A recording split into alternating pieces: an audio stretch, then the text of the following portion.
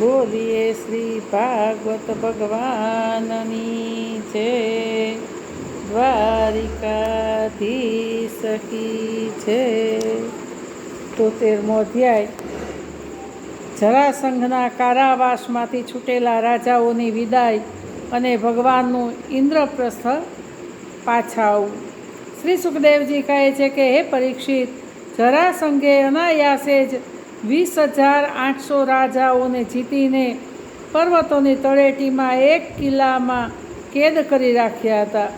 ભગવાન શ્રી કૃષ્ણના છોડી દેવાથી જ્યારે તેઓ ત્યાંથી નીકળ્યા ત્યારે તેમના શરીર અને વસ્ત્રો મેલા થઈ ગયા હતા, ભૂખથી દુર્બળ થઈ ગયા હતા અને તેમના મોઢા સુકાઈ ગયા હતા. જેલમાં બંધ રહેવાને કારણે તેમના શરીરનું એક એક અંગ ઢીલું પડી ગયું હતું. ત્યાંથી નીકળતા જ તે રાજાઓએ જોયું કે સામે ભગવાન શ્રી કૃષ્ણ ઊભા છે. વર્ષાકાળના મેઘ જેવું તેમનું શ્યામ સુંદર શરીર છે અને તેના પર પીળા રંગનું રેશમી વસ્ત્ર ધારણ કરેલું છે. 4 ભુજાઓ છે, જેમાં ગદા, શંખ, ચક્ર અને કમળ શોભી રહ્યા છે.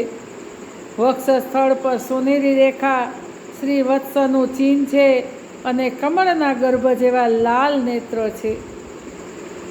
સુંદર પ્રસન્ન મુખારવિંદ અને કાનોમાં મકરાકૃત કુંડળો ઝગમગી રહ્યા છે. સુંદર મુગટ, મોતીઓના હાર, કંકણ, મેખલા અને બાજુબંધ પોતપોતાના સ્થાને શોભી રહ્યા છે. કંઠમાં કૌસ્તુભમણિ ધારણ કરેલા અને ઘૂંટણ સુધી લટકતી વનમાળા ધારણ કરેલા ભગવાન શ્રી કૃષ્ણના દર્શન કરીને તે રાજાઓ જાણે તેમના નેત્રોથી ભગવાનને પી રહ્યા છે, જીભથી ચાટી રહ્યા છે, નાસિકાથી સૂંઘી રહ્યા છે અને બાહુઓથી આલિંગન કરી રહ્યા છે. તેમના બધા પાપ તો ભગવાનના દર્શનથી જ ધોવાઈ ગયા હતા. તેમણે ભગવાન શ્રી કૃષ્ણના ચરણોમાં પોતાના મસ્તક મૂકીને પ્રણામ કર્યા. ભગવાન શ્રી કૃષ્ણના દર્શનથી તે રાજાઓને એટલો અધિક આનંદ થયો કે કેદમાં રહેવાનું દુઃખ ભૂલાઈ ગયું. તેઓ હાથ જોડીને વિનમ્રતાથી ભગવાનની સ્તુતિ, શ્રી કૃષ્ણની સ્તુતિ કરવા લાગ્યા. રાજાઓએ કહ્યું કે શરણાગતોના તમામ દુઃખો અને ભય હરી લેનારા દેવેશ્વર, સચ્ચિદાનંદ સ્વરૂપ, અવિનાશી શ્રી કૃષ્ણ, અમે આપને નમસ્કાર કરીએ છીએ. આપે જરાસંઘના કારાગરમાંથી તો અમને છોડાવી દીધા, હવે આ જન્મ મૃત્યુરૂપ ઘોર સંસાર ચક્રથી પણ છોડાવો. કેમ કે સંસારના દુઃખોનો કડવો અનુભવ કરીને તેનાથી અમને વૈરાગ્ય થઈ ગયો છે અને આપના શરણમાં આવ્યા છીએ. પ્રભુ, હવે આપ અમારી રક્ષા કરો. મધુસૂદન, અમારા સ્વામી, અમે મગધરાજ જરાસંઘનો કોઈ દોષ જોતા નથી. ભગવાન, એ તો આપનો બહુ મોટો અનુગ્રહ છે કે અમે રાજા કહેવાતા લોકોને રાજ્યલક્ષ્મીથી ચ્યુત કરી દેવામાં આવ્યા. અર્થાત રાજાઓનું રાજ્ય ભ્રષ્ટ થવું તે આપની કૃપા છે.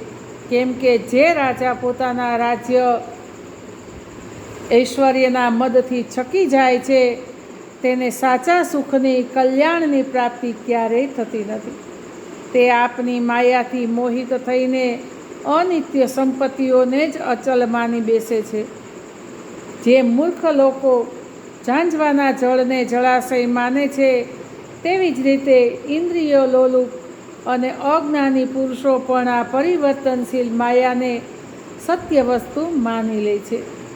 ભગવાન, પહેલાં અમે લોકો ધન સંપત્તિના નશામાં ચૂર થઈને આંધળા બની ગયા હતા. આ પૃથ્વીને જીતી લેવા માટે એકબીજાની હરીફાઈ કરતા હતા અને પોતાની પ્રજાનો નાશ કરતા હતા.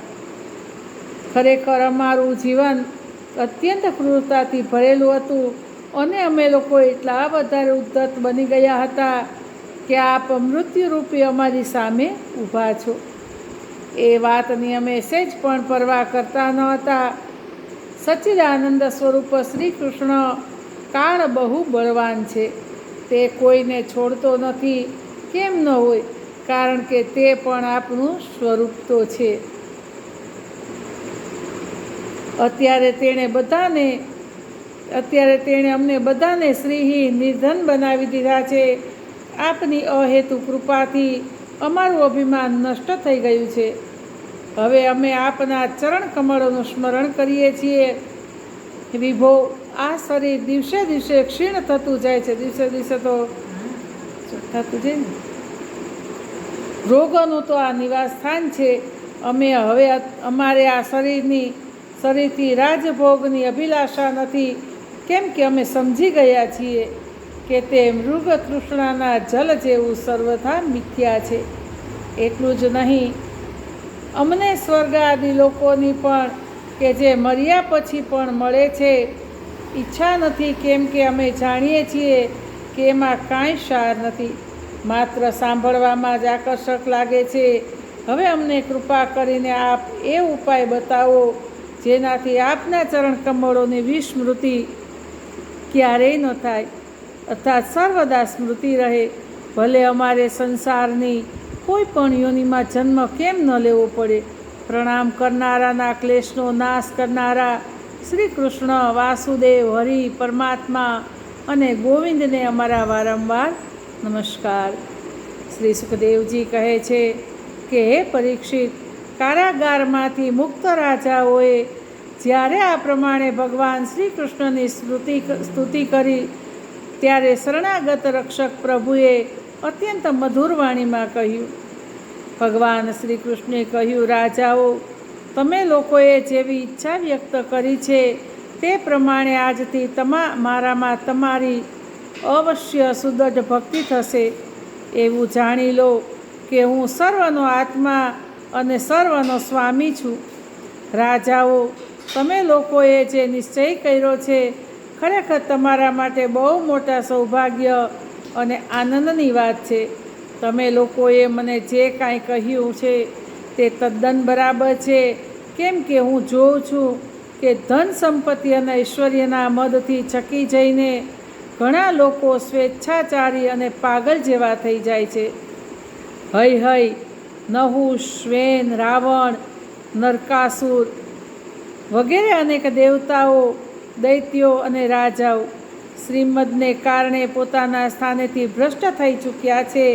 તમે લોકો સમજી લો કે શરીર અને તેના સંબંધીઓ પેદા થાય છે, તેથી તેમનો નાશ પણ નિશ્ચિત છે. તેથી તેમનામાં આસક્તિ ન રાખો. ખૂબ સાવધાનીથી મન અને ઇન્દ્રિયોને વશમાં રાખીને યજ્ઞો દ્વારા મારું યજન કરો અને ધર્મપૂર્વક પ્રજાની રક્ષા કરો. તમે લોકો તમારી વંશ પરંપરાની રક્ષા માટે, ભોગ માટે નહીં, સંતાન ઉત્પન્ન કરો અને પ્રારબ્ધ પ્રમાણે જન્મ, મૃત્યુ, સુખ, દુઃખ, લાભહાનિ જે કંઈ પણ પ્રાપ્ત થાય તેનું સમાન ભાવે મારો પ્રસાદ સમજીને સેવન કરો અને પોતાનું ચિત્ત મારામાં રાખીને રહો. શરીર અને શરીરના સંબંધીઓ સાથે કોઈ પ્રકારની આસક્તિ ન રાખીએ. ઉદાસીન રહો, નિજાનંદમાં જ મસ્ત રહો તથા ભક્તિ તેમજ આશ્રમ ધર્મ અનુસાર વ્રતોનું પાલન કરો. પોતાનું મન સારી રીતે મારામાં પરોવીને છેવટે તમે લોકો મુજ બ્રહ્મ સ્વરૂપને જ પ્રાપ્ત થઈ જશો. શ્રી સુખદેવજી કહે છે કે હે પરીક્ષિત, ભુવનેશ્વર ભગવાન શ્રી કૃષ્ણે રાજાઓને આવો આદેશ આપીને તેમને સ્નાન વગેરે કરાવવા માટે ઘણા બધા સ્ત્રી પુરુષો એના સેવામાં નિયુક્ત કરી દીધા. પરીક્ષિત, જરાસંઘના પુત્ર સહદેવ પાસે તેમને યથોચિત વસ્ત્ર, આભૂષણ, માળા, ચંદન વગેરે અપાવીને બહુ સન્માન કરાયું. જ્યારે તેઓ સ્નાન કરીને વસ્ત્રાભૂષણથી સુસજ્જ થઈ ચૂક્યા ત્યારે ભગવાને તેમને ઉત્તમ પદાર્થોનું ભોજન કરાયું અને તાંબુલ વગેરે વિવિધ પ્રકારના રાજોચિત ભોગ અપાવ્યા. ભગવાન શ્રી કૃષ્ણે આ પ્રમાણે તે બંદી રાજાઓને સન્માનિત કર્યા. હવે તેઓ બધા દુઃખોથી મુક્ત થઈ તથા કાનોમાં ચળકતા કુંડળો પહેરીને, એટલે કે વર્ષા ઋતુ સમાપ્ત થતાં તારાઓની જેમ શોભવા લાગ્યા. પછી ભગવાન શ્રી કૃષ્ણે તેમને સુવર્ણ અને મણિયોથી ભૂષિત અને શ્રેષ્ઠ ઘોડા જોડેલા રથો પર બેસાડ્યા. મધુર વાણીથી તેમને તૃપ્ત કર્યા અને પછી તેમને દેશ જવા માટે રવાના કર્યા. આ પ્રમાણે ઉદાર શિરોમણી ભગવાન શ્રી કૃષ્ણે તે રાજાઓને મહાન કષ્ટથી મુક્ત કર્યા. હવે તેઓ જગતપતિ ભગવાન શ્રી કૃષ્ણના રૂપ, ગુણ અને લીલાઓનું ચિંતન કરતાં કરતાં પોતપોતાની રાજધાની જવા માટે નીકળ્યા. ત્યાં જઈને તે લોકોએ પોતાની પ્રજાને પરમ પુરુષ ભગવાન શ્રી કૃષ્ણની અદ્ભુત કૃપા અને લીલા કહી સંભળાવી. અને પછી ખૂબ સાવધાનીથી ભગવાનની આજ્ઞા અનુસાર તેઓ પોતાનું જીવન વ્યતીત કરવા લાગ્યા. પરીક્ષિત, આ પ્રમાણે ભગવાન શ્રી કૃષ્ણ ભીમસેન પાસે જરાસંઘનો વધ કરાવીને ભીમસેન અને અર્જુનની સાથે જરાસંઘનંદન સહદેવ દ્વારા સન્માનિત થઈને ઇન્દ્રપ્રસ્થ આવ્યા. તે વિજયી થઈને આવેલા ત્રણેય વીરોએ ઇન્દ્રપ્રસ્થ પાસે પહોંચીને પોતપોતાના શંખ વગાડ્યા, જેનાથી તેમના સ્વજન મિત્રોને સુખ અને શત્રુઓને બહુ દુઃખ થયું. ઇન્દ્રપ્રસ્થવાસીઓનું મન તે શંખધ્વનિને સાંભળીને પ્રસન્ન થઈ ગયું. તેઓ સમજી ગયા કે જરાસંઘ મરાઈ ગયો છે. હવે રાજા યુધિષ્ઠિરનો રાજસૂય યજ્ઞ કરવાનો સંકલ્પ એક રીતે પૂરો થઈ ગયો. ભીમસેન, અર્જુન અને ભગવાન શ્રી કૃષ્ણે રાજા યુધિષ્ઠિરને વંદન કર્યા અને જરાસંઘના વધ દરમિયાન ત્યાં જે બન્યું તે બધું કહી સંભળાયું. ધર્મરાજ યુધિષ્ઠિર ભગવાન શ્રી કૃષ્ણના આ પરમ અનુગ્રહની વાત સાંભળીને પ્રેમ વિહવળ થઈ ગયા. તેમના નેત્રોમાંથી આનંદના અશ્રુ ટપકવા લાગ્યા અને તેઓ તેમને કશું કહી ન શક્યા. ઇતિ શ્રીમદ્ભાગવત મહાપુરાણે પરમહંસ્યા સંહિતાયામ દશમસ્કંધે ઉત્તરાર્ધે કૃષ્ણાર્ગમન, કૃષ્ણ વગેરેના આગમનનો 73મો અધ્યાય સમાપ્ત.